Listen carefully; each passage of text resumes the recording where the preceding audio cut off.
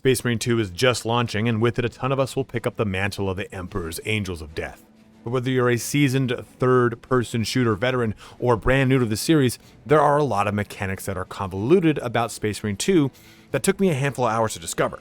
In this video, I want to give you my best beginner tips to help you hit the ground running on day one. After my 100 hours in the game, this will help cut down on the immense learning curve, as the game is not easy by any stretch of the imagination. If this is your first time on my channel, the way I do things is by upfronting the knowledge in my videos. Now that's a bit difficult when we're talking about a handful of tips, so you can find each one in the chapters in both the timeline and the description. Simply navigate to any part of the video that interests you the most, just in case you want to discover some of the combat for yourself, but you're curious in how unlocks work or whatever it is you have in mind. If this video ends up helping you, please don't forget to like, comment, or subscribe, as each one of those things helps me in a massive way. Lastly, I'll be streaming Space Marine 2 on Twitch with giveaways of the Ultimate Edition of the game on the 4th, 5th, and 6th of September at 9 a.m. Pacific Standard. So swing on by and experience the game, ask questions, or try and enter in a chance to win. But let's get started here on my ultimate beginner tips for Space Marine 2. The first tip you're going to want to know is that every single class has a passive, and all you have to do is hover over this to find it. So you'll see for the Bulwark, it says starting perk has health increased by 20%. If I jump over to the Vanguard, they've got a contested health regenerates 50% faster. Assault has a bonus for perfect dodge by having its timing increased by 50%. We have Tactical, which will reload its weapon after 10 seconds. So any unequipped ranged weapon reloads after 10 seconds. Your Sniper gets a 10% bonus damage to headshot.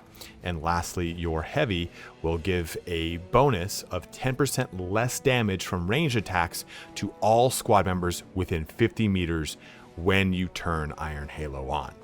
I did not know this for 40 hours of gameplay. This is my first tip to you. My big tip here is about Requisition. It is the resource right here. It is the most prevalent resource, but it is the most important resource. You'll use this to purchase different variations of weapons. You'll use this to purchase new heraldry. It's pretty much the one resource that you're going to use from the lowest difficulty to the highest difficulty. So this is going to be something that you're going to absolutely use the most, because you're also going to use it for your perk tree. And unlocking each and every one of these perks, as you hover over here, you can see corresponds to a Requisition requirement.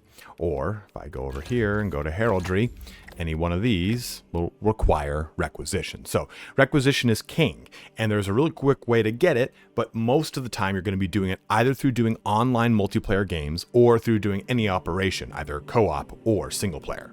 And since Requisition is king, that means your trials are very important. Every single class has 3 trials to take advantage of. And these 3 trials will award you 25, 25, and 25 Requisition each. And that's only if you get the B tier. I mean, you then get weapon data, which we'll talk about in just a little bit here.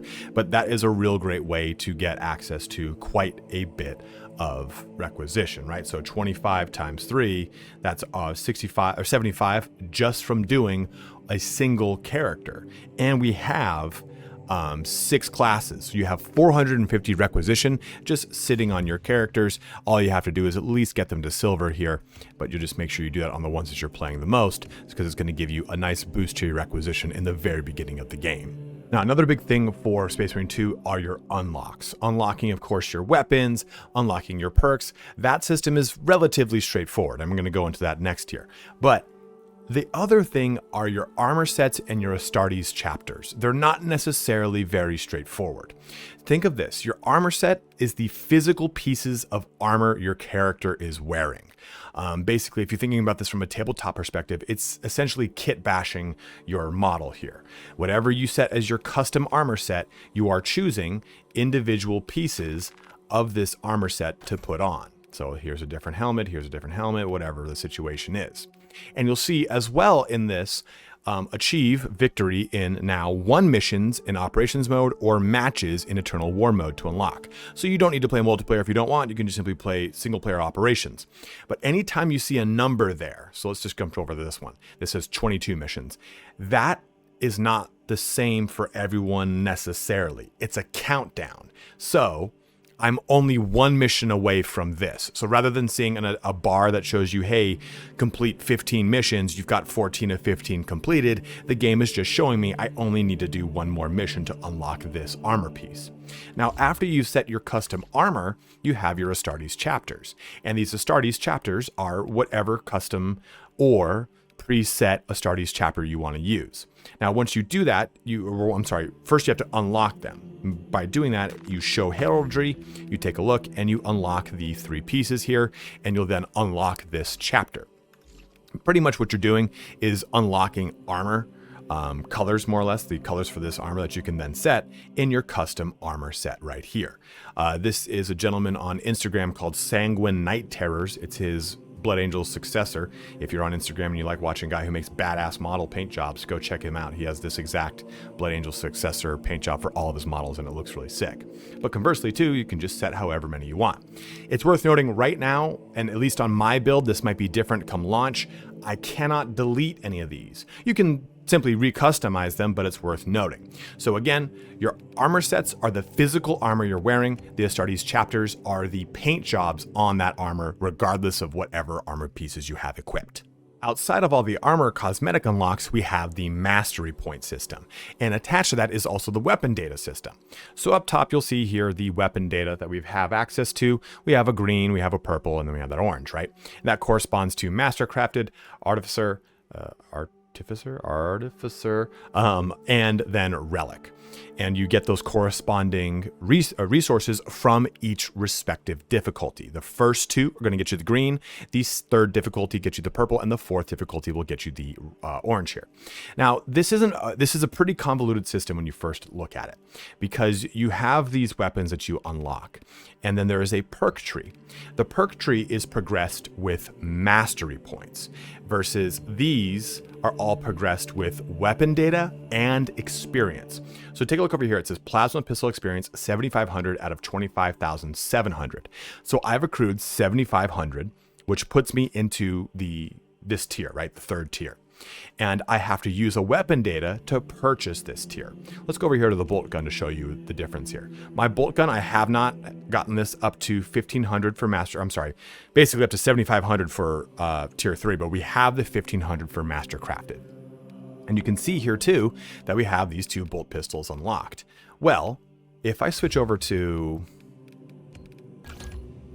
this, you can see that I've unlocked the 1st tier and the 2nd tier for the Thunderhammer, but I have not unlocked these weapons. This is where weapon data comes in. So rather than simply equipping this weapon and using it to then give it experience, because you see there's this mastery bar here, I can simply spend 75 requisition to purchase it. And then once I've purchased it, I can use weapon data to get its mastery point. Basically, and this is really convoluted, this is where you're really gonna get lost. You want to acquire the mastery points of the weapons you're not even going to use, so that you can get the mastery points for your your perk tree here. If I go ahead and reset this, you see I've got 2 mastery points because 2 of my weapons have that little mastery cog on them. So this allows me to, at any point, you can swap these mastery points out as you want, invest these mastery points to progress this overall weapon category. If I take a look at my power fist, I've got the same thing. Or if I go look over here at this pistol, I've got 3 mastery cogs here. So that allows me to progress 3 mastery points. So even though, I look at this weapon and go, this is what I want. But this weapon, I don't really want the low accuracy. I like the increased magazine capacity and ammo reserve. I'd rather just have this one. I purchase this and use weapon data to get the mastery point. And then when I progress to the next tier, I use that tier's corresponding weapon data on the tier to unlock it, as well as the individual weapons to unlock them and get more mastery points. I'm doing a whole video on this segment, but this is just a real quick kind of crash course on it. It's a thing that takes, once you kind of put it all into motion, like, okay, this makes sense. But it's initially very difficult, and you can just swap the appearance of anything you have unlocked by just simply equipping it over here. And the last thing to know about this system too is, let's go back to my Bulwark, let's go to my plasma pistol. I am at 7,500 plasma experience. If I go do 500 missions, whatever, I will not get any experience with the plasma pistol until I lock this tier. So you want to make sure that you have the necessary weapon data for the items you're using as you unlock them, so you don't miss out on any experience. Because if you're at like 1,499, go do a mission, you'll only get 1 point of experience, if that makes sense. Or I'm sorry, 7,499, you'll only get 1 point of experience because it's all that's invested. It locks until you invest that weapon data. And speaking of our weapons, the most important ones are your melee weapons, because you're going to be spending a ton of time in melee. And I'm using the Assault here for an example, and we have 3 weapons: the Chainsword, the Thunderhammer, and the Power Fist. And if you're coming from tabletop, you kind of have at least an idea of how these perform, but don't think that's the same here. It's actually pretty contrary. So let's take a look at the Chainsword. What I want you to look at is this little gauge right here. This is showing me whether or not something specializes towards single target or multiple target efficiency. Basically, is it really good at single target damage or is it good at wave clear? So the Chainsword, for example, here is better at single target damage than the Thunderhammer, which I would not have thought is a case, but it is nonetheless. So this is skews far to the right by comparison, right? You can see these 2 gauges are much different. And no matter what weapon you choose, that gauge will never change. And if I look at the Power Fist, we're a little bit to the right of the center, right? So you can see exactly how this specialization jumps from weapon type to weapon type. And I'll go that this is the next bit here, because this is important, because each one of these weapons has a defense thing. This is right here. So you can either have a weapon that has balanced, which every single weapon has at the beginning, or a difference between fencing or block. Fencing has an increased perfect parry window versus block. There's no perfect parry. You simply hold down the block button and you'll be able to block with it, but you cannot parry with it. This will be pretty crucial if you're playing Assault and you have this bad boy, which has a huge amount of strength at 8, but it cannot parry anything. It has just simply the ability to block. Or if you're maybe playing a Bulwark and you want to be able to do more parries, you're going to want a weapon that has fencing on it, because that fencing right there increases our perfect parry window so that we can get those perfect parries off. And this is all going to be playstyle and class dependent. Some classes really lean into perfect parry. Like for example, the Vanguard gets a 50% increase to its window to perfect parry versus the Bulwark, which has a lot of mechanics around their perfect parry. Or the Assault, which doesn't really care, it wants to slam fuck things with a Thunderhammer. So it's important to know these things, because I didn't know this for the first couple hours of the game and I couldn't understand why I wasn't able to parry. It's because I was using a block Thunderhammer. It's a crucial little bit of information. Now, we spend a lot of time in this menu, but it's important to understand these things because this is where you're going to get lost the most. And you have 6 classes when the game starts up, right? Your Tactical, your Assault, your Vanguard, your Bulwark, your Sniper, and your Heavy. This is for operations and for multiplayer.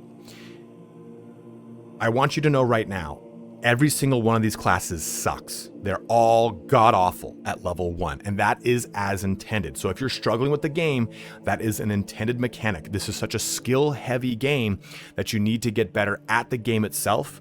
The class does get better at its max level, obviously, but even a character at level 25, which a buddy of ours has joined us quite a few times, he's died just as well to the second difficulty when he can play on the max difficulty. Your character level only affords you better chances of success. You are the one that's going to be able to succeed in the game, and that is just, you're going to jump in and it's going to be hard.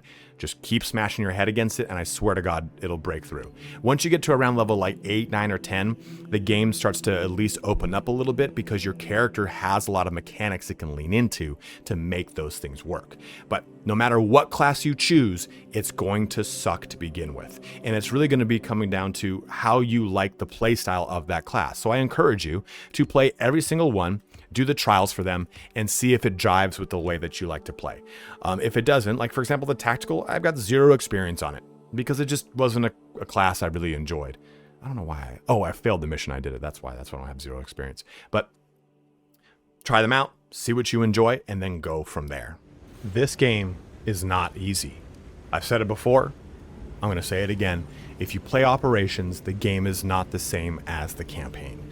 There are different mechanics that kick in. You are going to be really hurting for health on minimal. And really pay attention to this screen right here. So the screen is going to go through the recommended level for each difficulty, right?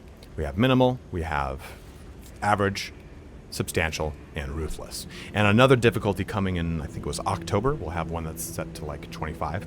But this basically goes level 1, level 5, level 10, and level 15 for the recommendations. You can see below, the max difficulty. Respawn timer is increased. Enemies are deadly. Your first incapacitation inflicts a mortal wound.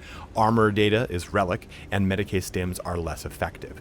So all these things can really come around to haunt you because there are certain aspects of each mission that are RNG. You don't know if there's going to be the same amount of objectives in one mission than another. You might have to only do things twice, you might have to do it 0, you might have to do it 4 times. So you don't know. And on top of it, stuff like armory crates that will restock your ammunition, they're less frequent on the more increased difficulty. So the game is going to punish the shit out of you, and that's okay. Just take these difficulties seriously, because I come from the world of Vermintide and Darktide, and I've been playing a ton with Indie Pride from Milk and Cookies Total War, and he's a veteran of those games, way beyond my skill. And we have just been absolutely struggling uphill until you get to that certain break point where on level 5 or 6, where your character starts to get a little bit more things going for it. You get better weapon unlocks, better damage, stuff like that, and you understand the cadence of the game. The game is going to be punishing, but just remember this difficulty is meant to really be taken seriously.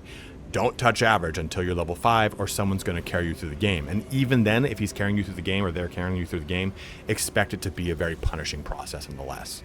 Now, unlike armor, weapons transcend classes, meaning that armor in the game is all linked to individual classes because it's all set to the way that they look. It's a custom thing for each one. But weapons can be used by multiple classes. So leveling up a weapon on one class will have that same accessibility for another class. For example, this is my Bulwark right now.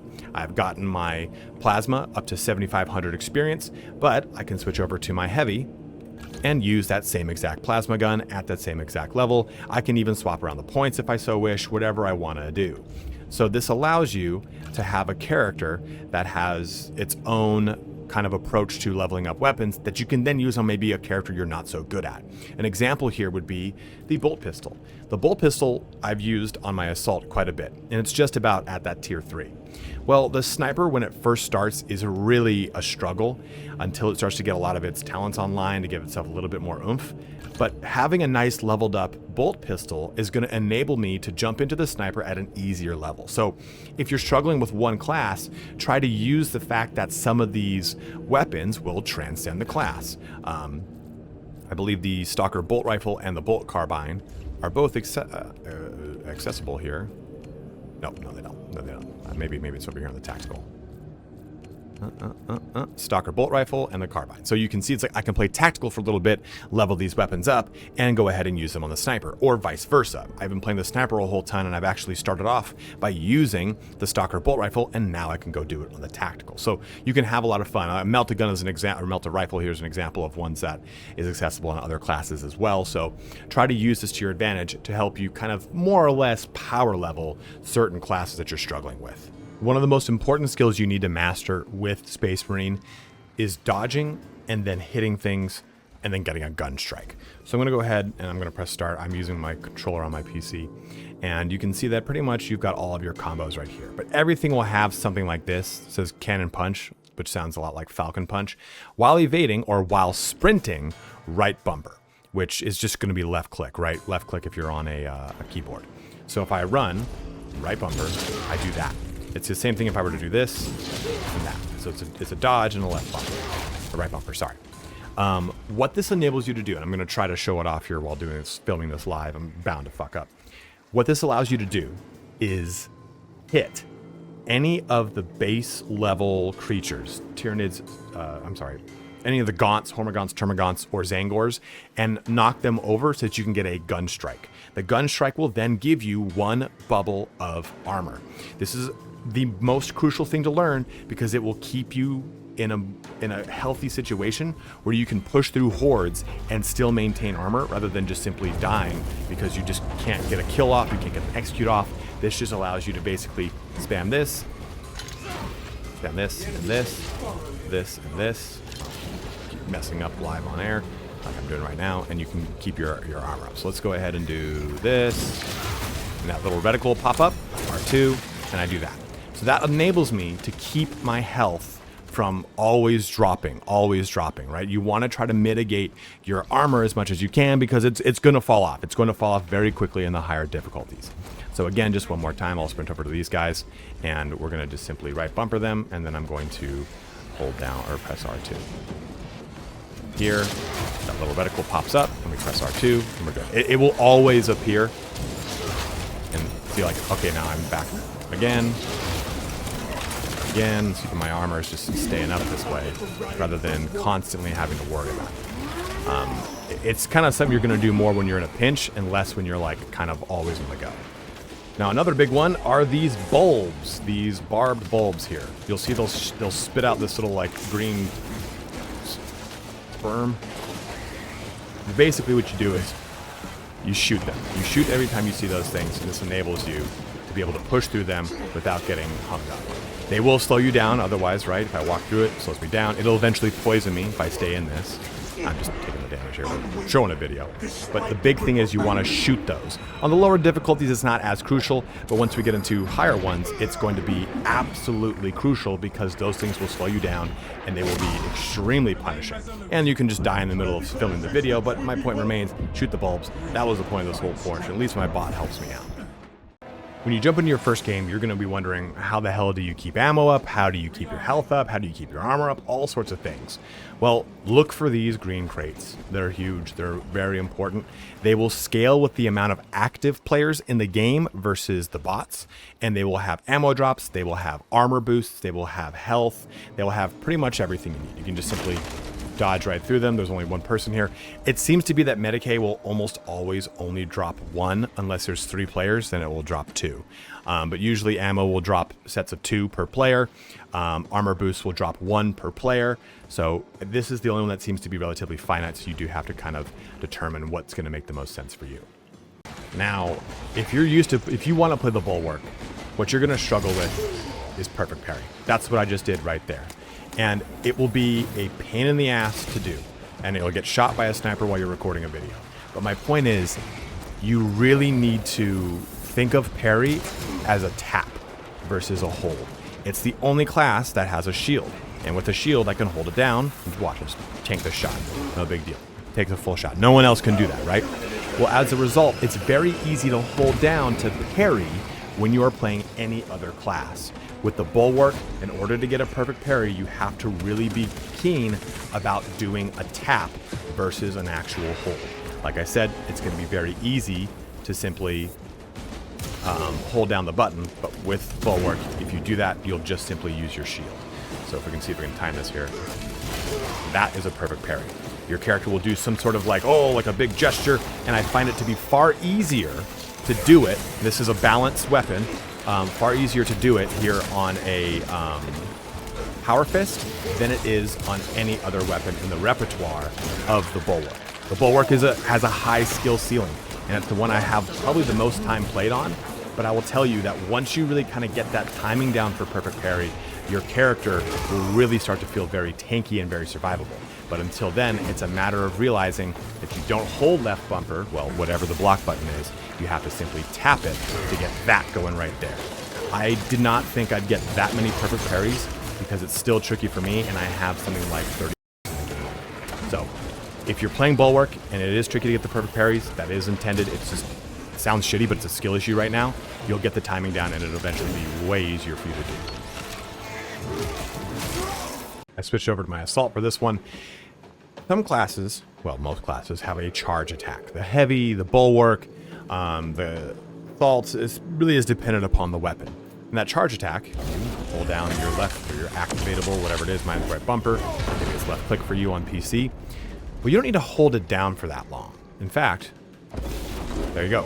That's all you needed to do. You kind of just needed to go back. This gives you the ability to get your charge going a lot faster. And what's important about this, especially if you're playing assault, that gives you a ton of damage opened up and a bunch of wave clear. If you sit there and go like this, even if you just kind of hold it right here, That's a long time. That's a long time, and you will be dealing with tons of hordes that will overwhelm you very easily. So try and keep that thing on, just constantly on a charge, constantly pulling through and pushing through to do a lot of that max damage. You can see it right there. It's an aftershock application. Damage increases every 1.5 seconds while held. So yeah, you can get even more out of it. But it's going to do the trick just fine if you're doing just trying to get that timing down. Pretty much as soon as your other hand touches it, you're good to go. Even that was a little bit long. There you go. So that, just try to use this on every single charge weapon. This is going to work on the Power Fist. It's going to work on the Heavy's boot slam capability. Anytime you have some sort of charge up like this, you don't need to do it for the whole entire wind up. You just simply get a little bit of that animation going and go ahead and let loose. It brings our video here to a close. Hopefully these tips helped you out. You're about to jump into Space Marine 2, and it's going to be a lot of fun, but it's going to be very punishing. Don't be afraid to just simply jump through the campaign. I think a lot of us are seeing the operations because that's what most of the content creators are showing off, myself included. And I think it's because that has the highest replayability for us, and we didn't want to spoil the campaign for you guys. Well, I mean, I didn't want to, or whatever the situation is. So you'll be jumping into operations, and it will be hard, but just slam your head against it like a good, true soldier of the Emperor, and you will find that you'll push through. A huge shout out here to Tragic as well. He's a gentleman who helps out with Legacy Gaming. If you've seen a lot of Legacy Gaming's videos, he is like the Bulwark, he is the Sniper, I think he said he's the Heavy. Indie Pride and I happened to match up with him in one of these games, and he just gave us tons of information of things that we didn't even know were in the game, or things that were kind of a little more hidden, and he just has 250 plus hours in the game, so a huge shout out to him for a lot of his help on generating some of these tips and making me a better player. But guys, thank you so much for watching here today. If you have any comments, if you have any questions, you need help in the game, maybe you're struggling, or maybe you now have some good time in this, it's been a month, a year, however long since this video came out, share your tips with the comments below. Make sure that you have anyone who's coming to the game so they can get acquainted with the game as best as possible. As always, thank you so much for watching here today. Have a good one, and take care.